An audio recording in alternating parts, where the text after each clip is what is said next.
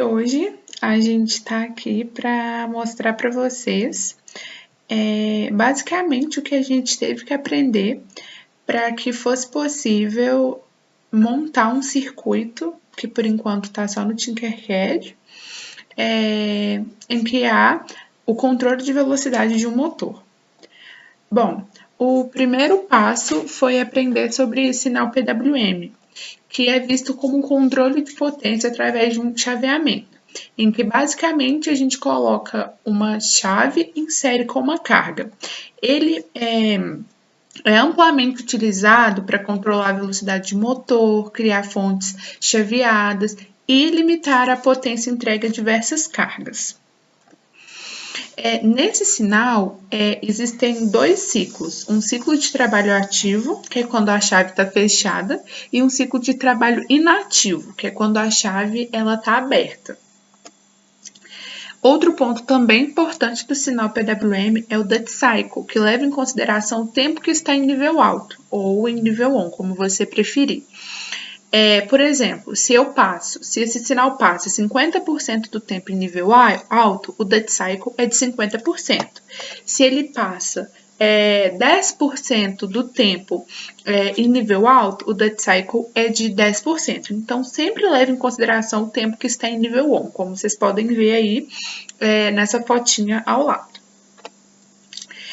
Outro ponto importante também que tivemos que aprender, né, foi sobre os motores CC, que é traduzido, né, um motor de corrente contínua. Esse motor ele funciona basicamente girando os campos magnéticos que são gerados pela corrente que passa nas bobinas desse motor. Para que a gente consiga variar a velocidade de giro, a gente pode variar a tensão sobre elas, porque o RPM é diretamente proporcional à tensão aplicada. Se a gente varia a tensão média de alimentação, a gente varia o RPM, que é a velocidade, né? E como é que a gente junta, né? Como é que a gente relaciona o sinal PWM com o controle de velocidade de um motor CC? Da seguinte forma: se o duty cycle é de 0%, a tensão média é igual a 0, logo o motor fica parado. Se o duty cycle é de 50%, a tensão média é igual a 50% da tensão de alimentação do motor. Logo, o motor ele vai girar com 50%, ou seja, com metade da sua rotação máxima, e assim por diante. E como é que eu calculo essa minha velocidade, essa minha tensão média, né? Usando essa formulazinha que tá aí. É só a gente jogar os valores aí e a gente consegue o valor da nossa tensão média. Outro ponto também abordado e também que tivemos que aprender foi sobre ponte H, que é o quê? Um circuito especial que permite com que a gente realize a inversão da direção, da polaridade, né? Da corrente que flui mediante uma carga. Esse circuito ele precisa necessariamente de um caminho que carregue a corrente do motor em uma direção e de um outro caminho que permita com que essa corrente circule em uma outra direção.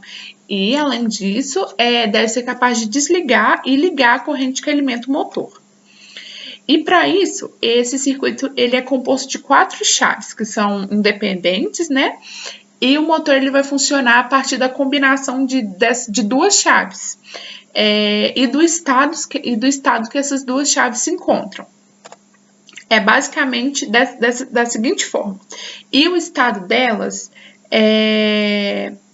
funciona do seguinte modo.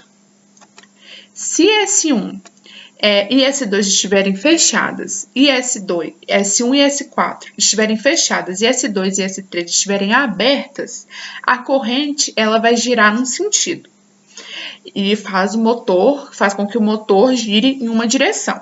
Se S2 e S3 estiverem fechadas e S1 e S4 estiverem abertas, o motor ele vai girar em uma outra direção, no sentido contrário, né?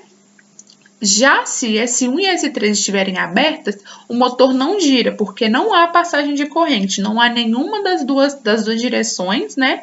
Das duas combinações que permitem com que haja passagem de corrente.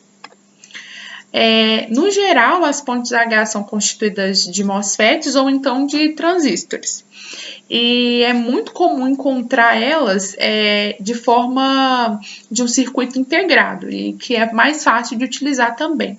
No exemplo que a gente montou para vocês, o dispositivo que a gente utilizou foi o L293D, que contém duas pontes H completas. E vamos para o exemplo.